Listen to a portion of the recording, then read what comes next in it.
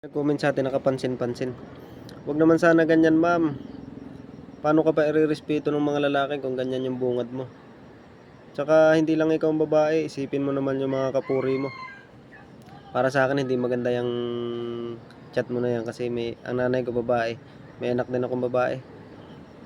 Pag mga babae, alam ko sa mga babae, mga ano yan. Huwag naman sana ganyan. Ma'am, huwag ka magtaka pag hindi ka narespeto ng mga lalaki.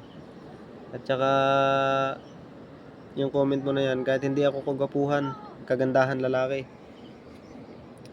hindi hindi maganda para sa akin yan. Kasi may anak na ako, babae din.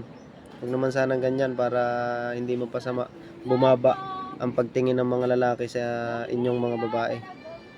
Ayan guys, paki-komento na lamang kung anong magandang sabihin kay dyan sa nag-chat sa akin.